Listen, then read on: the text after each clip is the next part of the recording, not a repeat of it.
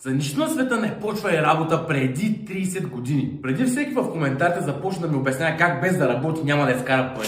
Нека ти обясня защо именно този начин на мислене е пагубен.